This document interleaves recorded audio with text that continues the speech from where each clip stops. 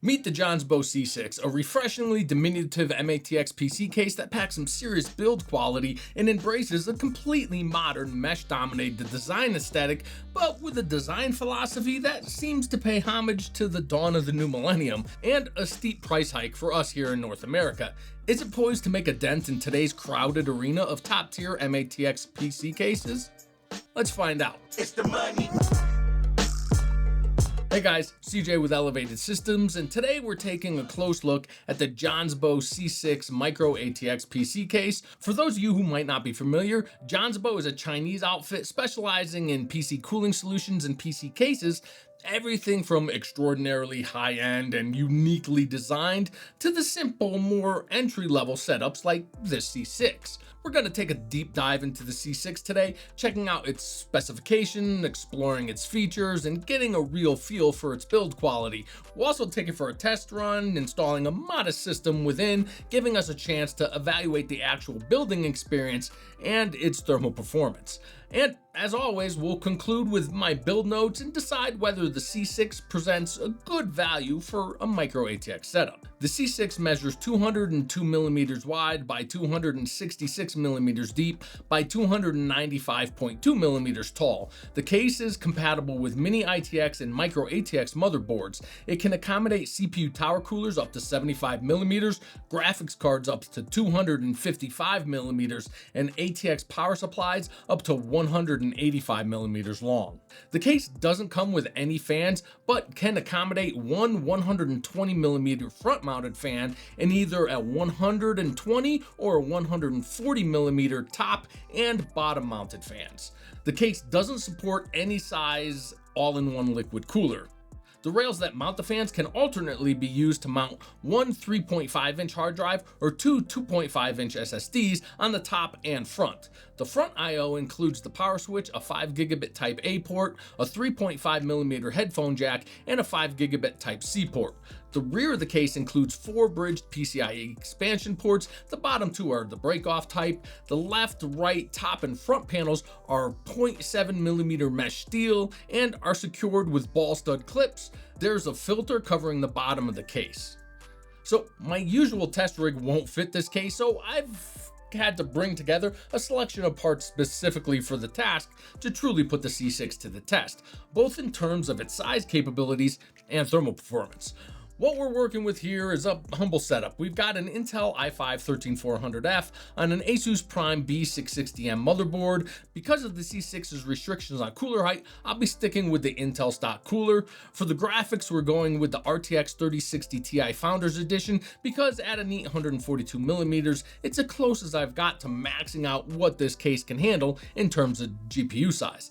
And finally, for the power supply, while an SFX unit would simplify things, I'm choosing a full ATX PSU. Alright, let's dive into the build quality of the case before we start piecing our system together.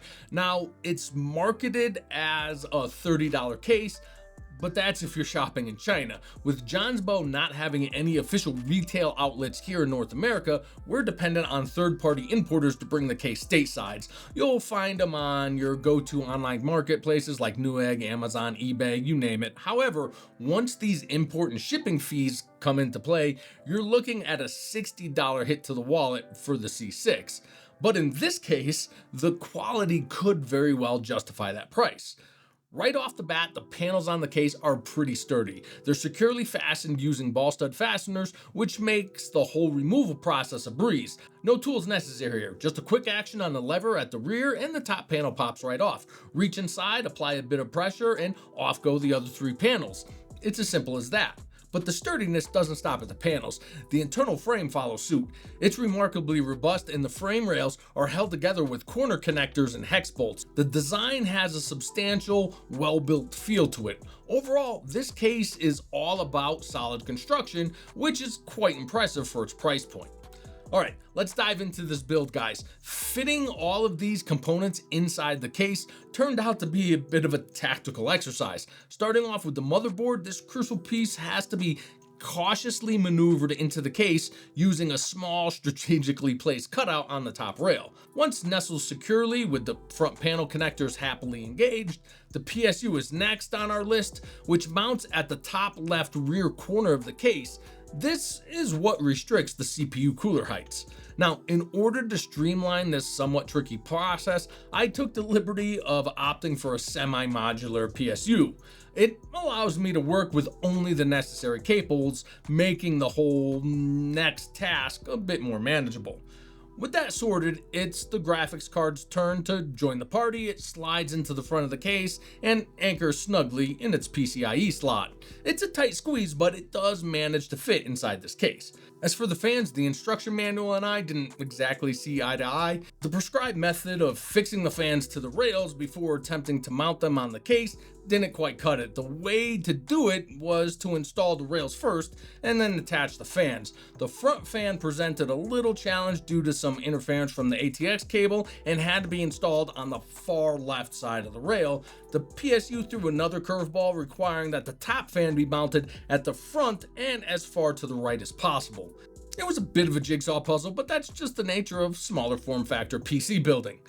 Once everything got slotted into place, that's when the nightmare began. The chilling task of managing the tangle of cables. This case leaves us absolutely no breathing room behind the motherboard tray for cable routing, effectively leaving us no choice but to have all the cables on full display up front. Its design has striking similarities to those I worked on in the dawn of the new millennium, conjuring vivid memories of the Inwin A500 minus, of course, the now redundant front optical drive bays. My approach to the cable situation, well, it's like rewinding 2 decades, stuffing the cables into any gap where they can reside without risk of being devoured by any of the fans. Given a bit of extra time and a handful of trusty zip ties, I would have been able to neatly shepherd the cables into the lower front section of the case, even leaving enough space for that third bottom fan. That being said, I assume most folks picking up this case will be crafting a budget-friendly build. They'll likely opt for a cost-effective PSU that comes with an array of SATA, Molex, and PCIe cables attached. This means that the vacant area beneath the graphics card is set to become prime real estate for cable housing.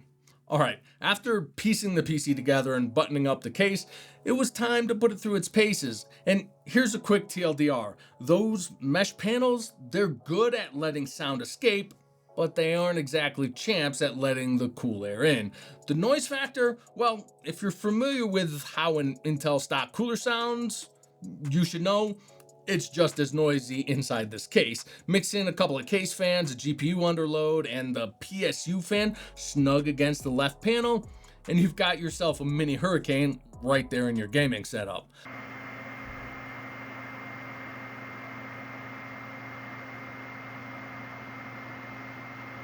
However, the upside we hope for, better airflow, isn't quite there. We're working with basic cooling here, but the stock cooler does manage to hold the i5-13400F at about 61 degrees Celsius above ambient on an open air test bench running the AIDA64 stress test.